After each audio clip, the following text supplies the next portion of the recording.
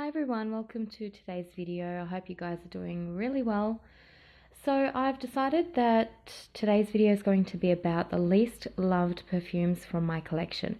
So I chose 5 designer fragrances and 5 niche perfumes to talk about, and these ones are not a love for me. They are my least loved perfumes. So the first one is Dill by Guerlain. This is the Eau de Parfum. I find this scent to be a watery, bright, white floral, and it's a little bit musky. And for me, I just don't really love the scent. I find that it resembles Champs-Élysées by Guerlain as well, and I can't really wear that one either. I find this fragrance to be perfect for a wedding scent. Like if you're a bride, this would be a perfect wedding scent. But for me to wear every day, I don't think I can. Only because it's too musky and it's too fresh and too floral for me. Like it's too much for me, and it's very bright. So yeah, this is one of my least favorite ones. Next fragrance is Love Chloe. This one is also de Parfum. This is an iris-based fragrance. It's very, very powdery to the point that it can be a little bit suffocating for me. It's dry, it's a little bit bitter, it's not sweet whatsoever. It's very, very elegant, but I need to be in the mood for this one. It's my least favorite out of the iris perfumes I own, only because it's a little bit dry, you know, and it doesn't have that sweetness that I'm after. My iris fragrances that I do love, I love them to be really sweet, especially when they're very powdery. You want it to be a little bit more sweeter, and this is a very formal scent for me, so that's why it's a little bit hard for me to wear regularly. So yeah, that's one of my least favorites. Next on the list is Chance by Chanel, and I know you guys are wondering, why is it nearly half empty? It's not because I use it, it's because my daughter uses it. She actually likes it. This is one of the Chanel fragrances I don't really love. I blind purchased this when I first started collecting perfumes, and I initially thought that it was something else, so I got it by mistake. And I don't know, I just don't really like this fragrance. I just don't like it. It's too musky for me. I don't really like designer musky perfumes, I've noticed. I can tolerate white musk, red musk, black musk, but I don't like that fake musk. I don't know, it just turns sour on my skin and I don't really like it. So this one I've probably worn once, like, you know, the 3 or 4 years I've had it in. So yeah, this one is the Eau de Parfum as well. Yeah, unfortunately it doesn't get much love from me. This is Omega by Victor and Rolf. Again, this was one I blind purchased when I first started my hobby, so I didn't know what on earth it smelled like, and when I came home I tried it and I really didn't like it. And I don't even like the bottle either. So it's just been sitting there. I don't think my daughter's discovered this one yet, so I'm not sure if she'd like it. This is, again, it's like a musky scent. It's a little bit synthetic. And when I did spray it on my skin, I remember thinking, this is really gross, but it smells like rotting fruit and musk. It's got this note in it, like a melon note, like a melon fruit note, not those delicious fruits. It's like a melon, bitter melon note with musk. That's what I get from it, and I really don't like that type of scent. And the last one from the designer list is Dior, Christian Dior Hypnotic Poison Eau Secret. This is a flanker that I blind purchased because I was very excited at the time when it first came out. It was a new flanker in a long time, and I was really excited. And when I got it, I sprayed it and I thought, this is so boring. It's a little bit boring. I do like the scent. The scent is nice, but that's about it. It's just nice. It's got a lot of licorice. It doesn't really, I don't want to, maybe this is like a summer version of the original. The original is more like almond and vanilla and it's creamy and rich.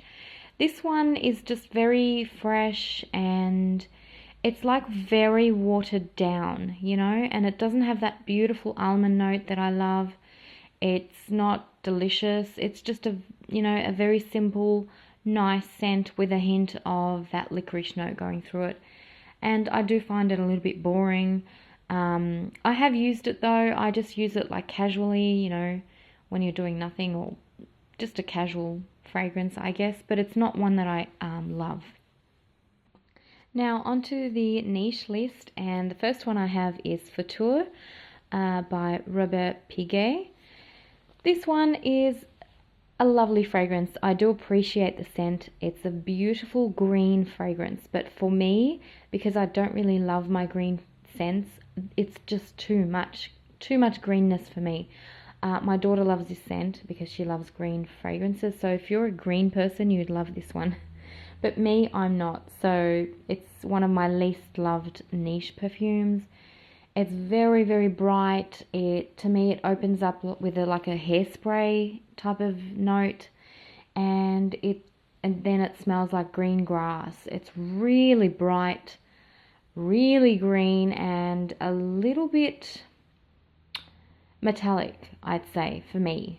So it's not really my style. So it's one that I can't wear a lot of, but sometimes, like there has been 1 or 2 times where I felt like I needed something green, and I do wear that one, but not as often. So yep, that's my least favorite one. Next one would have to be Fragonard by Fragonard. This is the Eau de Toilette. What can I say about this one? It smells really vintage for me. It's a little bit suffocating. It reminds me of this one, Année by Cacharel. This is a vintage bottle, and these two are basically identical. They smell absolutely the same. So if you're looking for the old original Année and can't find it, go for this one, Fragonard by Fragonard, because they smell very much the same. And though these two in particular I cannot really wear, I am never in the mood to wearing them.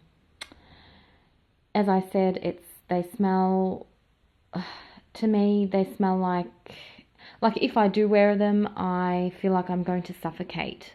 They just give me that feeling of choking or suffocating. I don't know what it is. It's just the flowers are decaying here. They're not fresh. They're not, you know, they're just decaying flowers, and I just can't tolerate that. So, and there's a lot of skank in there as well from the decaying flowers, so that's probably why I don't really reach for them. I don't really like these fragrances, so yeah. Okay, this next one is Flora's Gardenia. This fragrance has absolutely nothing to do with Gardenia at all whatsoever. I just sprayed this on, and to me it smells like a plastic doll with some sort of flower, and it's very watered down. It smells like it's an unfinished project, and it's very musky. So it's got nothing to do with Gardenia. Don't get fooled by the name if you see it anywhere. I think this one's been discontinued, and for a good reason, I think. Yeah, so it just, to me, it smells like very synthetic plastic doll, not in a good way, because sometimes I do like that plastic doll. It means that it's like got almond or something delicious in it. This one doesn't. It's just a musky plastic doll, floral. Yeah, just a bright floral. I don't know, and I never reach for this one, so it's one that I don't really like. Now the next two are from Amouage. Yes, Amouage. Let's see what they are. This one is Miss Woman by Amouage. I have a hate-love relation. No, not love, actually. Hate-like relationship with this fragrance. I don't know what it is. I have tried loving it, but I don't love it. That's the truth. I do not love this fragrance. I've worn it in summer, I've worn it in winter, and I think I prefer it a little bit more in winter. It's, I don't know what it is. To me, it's a little bit like decaying flowers once again. It's very bitter, it's herbal, decaying flowers with a little bit of like smoky or incensey kind of feel to it. Just a hint. To me, it doesn't really smell like the actual flower, but it's more of a stem scent, like the stems of rotting flowers mixed with some bitter herbs.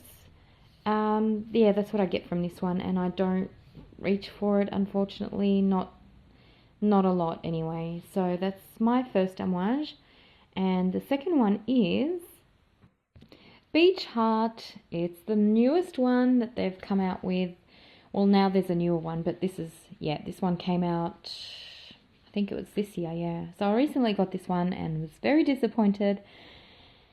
This one, I haven't worn it. Like when I first got it, I wore it once and that's it. I just totally forgot about it because it's not one that I would want to smell every often. So this one is Driftwood. It's a Driftwood kind of scent. It's like decaying wood on some salt and the beach, and it's very masculine. Again, to me, it smells like an unfinished project. They could have done so much better with this fragrance, and the myths as well. So yeah, this one was unfortunately a no-no for me as well. I don't know if I would be enjoying it in maybe the warmer weather. Let's see how it goes. But at this time, I'm not really getting much from this fragrance. I don't really love it. So that concludes my video, guys. So these were all the ones that are least liked from my collection. Sometimes I like them, sometimes I don't. It just depends on my mood or the weather or something like that. But generally, these are the ones that I don't love. Let's just say that. I don't really love these fragrances. And it's 12 minutes now, which is good because I didn't take my time on purpose because I didn't want to drag out this video. So I think I did well today. Anyway, guys, let me know if you've tried any of these, or if you love these, or if you don't like these. Let me know what your thoughts are on these fragrances. And thanks so much for watching, and I will catch you next time. Have a great rest of the week. I'll see you next time. Bye-bye.